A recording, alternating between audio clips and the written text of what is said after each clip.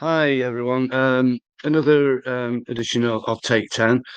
Take 10 podcast, approximately 10 minutes to get behind the profile of the LinkedIn profile, as it were, to get to know the person a little bit better, with the intention of when you get to know the person, communications become easier and oils the wheels of business, hopefully.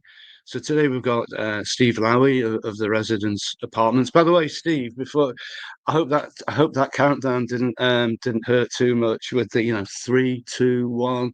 You got one left in terms of, but mind you, we're talking football now because we can see the shirts in the background there.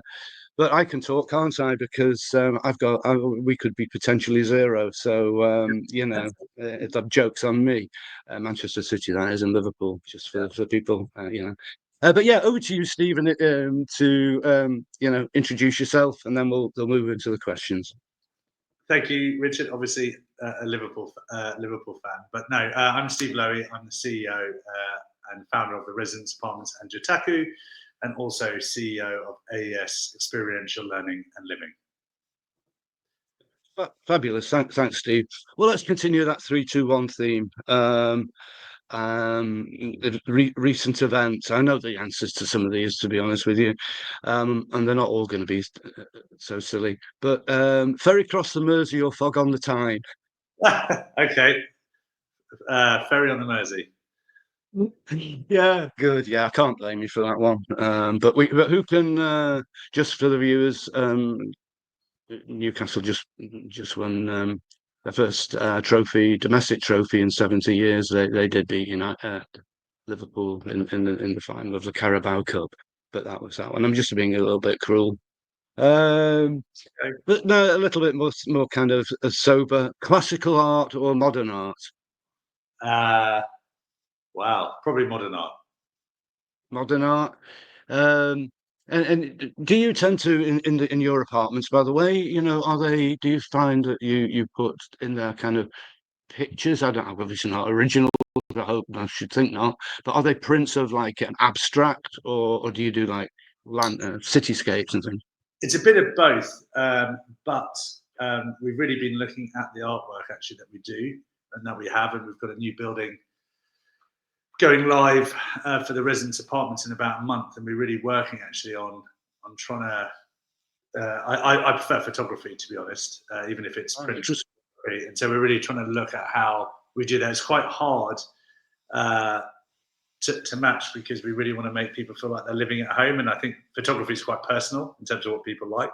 Same with artwork. So, but yeah, no, we certainly look. I prefer photography. Some don't. So, interesting. I guess. I mean, I'm no expert by any means, but yeah, a good photograph, is great. And I don't know, in its kind of suppose most basic forms, like black and white photos from the 60s or something in my opinion, can be kind of cool. Coloured abstract art, I do quite like. But they kind of set the tone as well. The funniest thing that I find in apartments is. You're in some city and you've got a picture of the Eiffel Tower and you're going, why'd you do that? Nothing to do with Paris. now, So, yeah. I've just been in New York, and I was seeing some family there.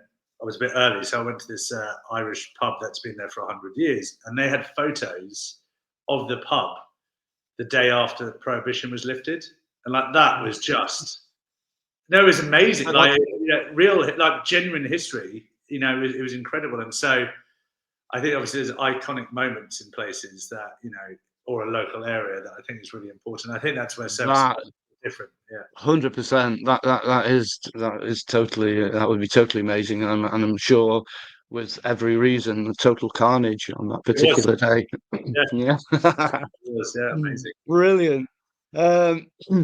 So slightly more. Well, moving into what into your business or businesses, should I say?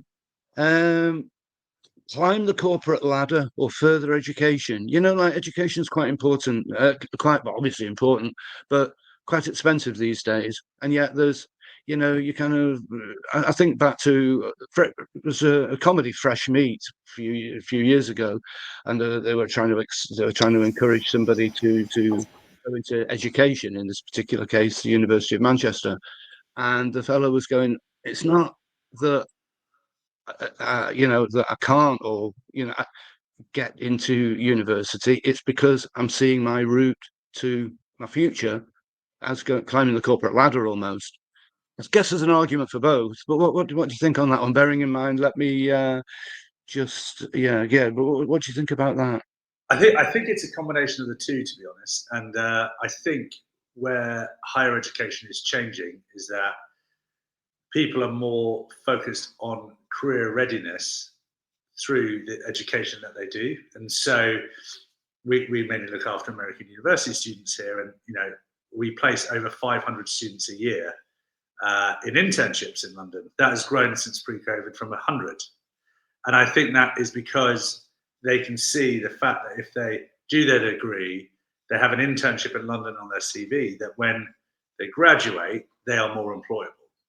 I also think from a higher education perspective, and this is in the UK and the US, universities under pressure to make those degrees, the educational part, way more focused on career readiness than maybe 20 years ago.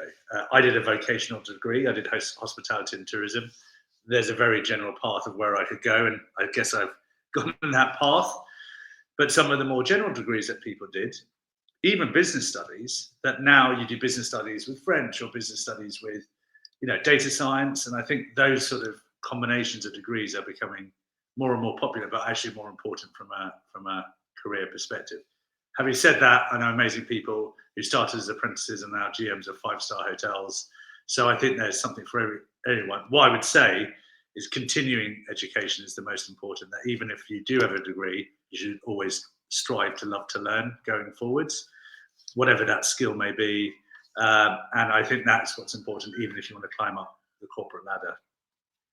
Interesting, thank you. And for the viewers who are engaged with that particular question, then I put on the screen there part of Steve's business regarding education, and that's the web address. So returning to the questions, sports car or pickup truck? Sports car. Yeah. I don't even have a car, but it would be a sports car. Yeah. I'd probably fall somewhere in between, really. Yeah, pickup trucks, they kind of like, I wouldn't be able to, well, definitely around London, obviously, but it freaks me out trying to maneuver. But sports cars, yeah, I couldn't stand bursting the tires on the curbs around London half the time, as I've done habitually over the years with another car. So yeah. Night out or staying home? I don't know. Night out or staying home.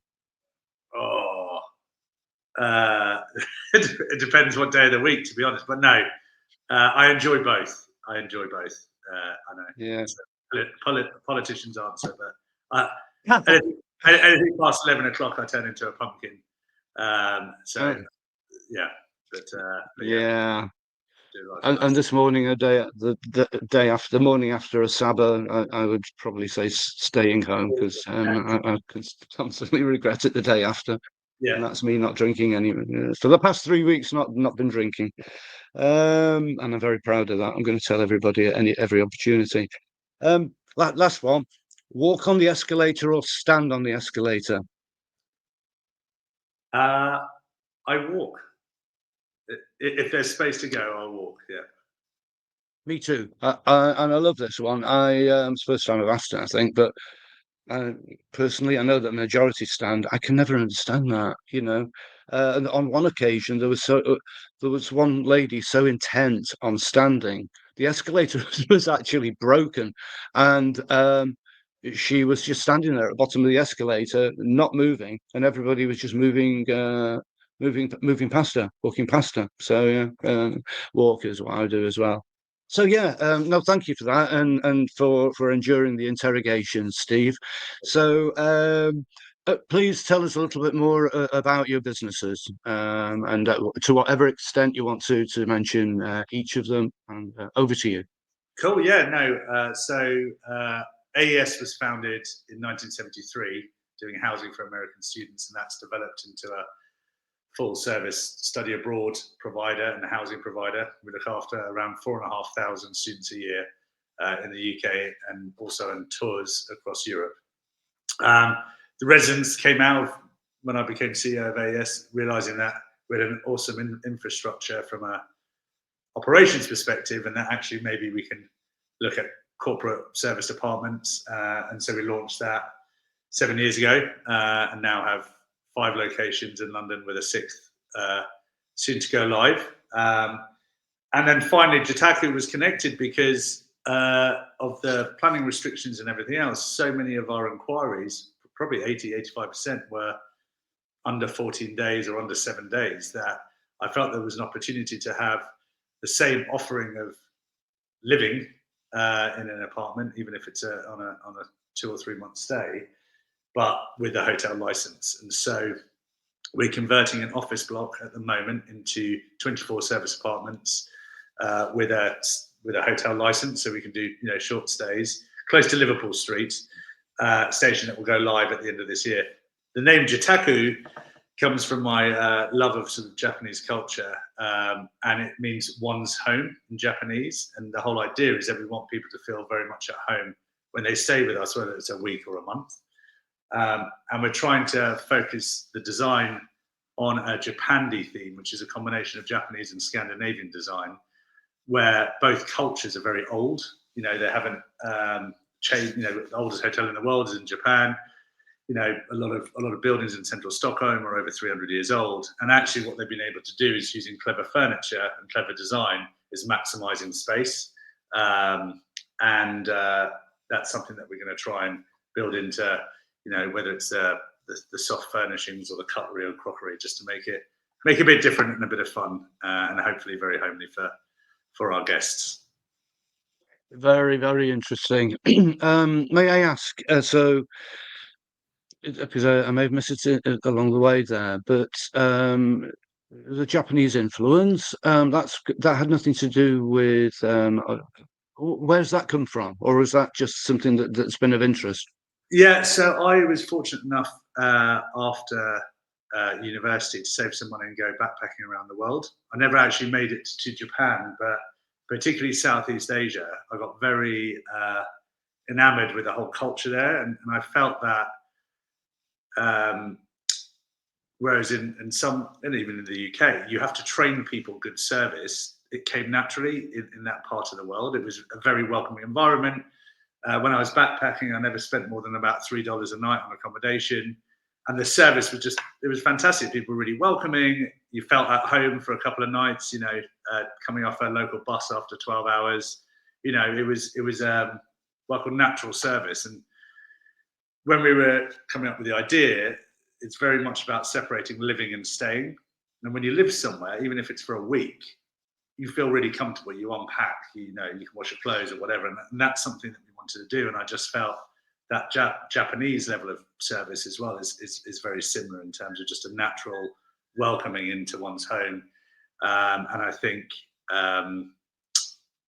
it was that sort of route. Yeah, I've actually yet to be to Japan. I'd booked to go in May 2020, and sadly COVID got in the way of that. But and since then it's all been a bit crazy. So I'm trying to find a slot to be able to go, because I'm really interested in it. It's very so interesting. I mean, I've recently come back from that neck of the woods. I've never been beyond the Middle East up until about a month, well, 2 months ago now, I suppose. And we went to Australia via Singapore, and visiting my daughter in Sydney. Give a shout out from my daughter there. And she, so when we were in Singapore, though, and it was only a couple of days, and it might not be anything similar to Japan. I really wouldn't know. But so friendly and polite, and obviously by reputation also so clean. But we were in the tube, myself and my wife, and this little old lady comes up and says in English, asks us in English whether we need any help. It was it really was just so welcoming. Yeah. Um, and I always find it quite interesting how in Japan, so the modular capsule hotels, I never know what they're called, but the service department kind of model, and I never really equate it to Japan. It never seems to be so extended there. But on the other hand, so I was thinking the other day, I was on a webinar and I was thinking, what is the future? And I was thinking, those hotels in Japan where you kind of like slide yourself into a drawer and watch your TV on the ceiling kind of thing, and whether that's the future and kind of co-living, co-working, and all the rest of the space that you can save, and you're just sleeping in a little drawer. I don't know. Yeah, I mean, I think given the expense of a lot of the major cities around the world, it's about being efficient. And I think from a, I guess, service apartment operators' perspective, whether you do short stays or long stays, having flexibility in your model is everything. And I think, there was a huge boom in longer stay corporate relocations post-COVID, and that slowed down. Do you have flexibility in your model to do other things? And I think that's really key. And I think that's in the hotel industry as well, even in the backpacker hostel industry, where they've now got more private rooms, because again, that overlaps with hotels. And I think the key is flexibility. I'm not sure those pods are for everyone in the Western world, but modular build where you're dropping shipping containers in, stuff like Yotel and Citizen Inn, then actually that's not a totally crazy thing. And in the future you could probably see, and I'm sure it's happened, is studio apartments fitting into a shipping container, and that is, if you think about the block of space, actually it's probably about right. Works for a shorter stay, may not want to live in for 6 months. Same with the pod. Yeah. It's that having that flexibility of your model that's, I think, important. And I guess for booking agents and stuff, looking for partners in different cities, you want that flexibility too. 100%. That's also very interesting. I'm convinced we could talk all day, but I want to be respectful of your time, Steve. So, thank you so much for coming on to Take 10. Really appreciate it. And we'll catch up soon. But don't go away, and I'll see you in a minute. Yeah, cool. Thank you very much. Thanks very much.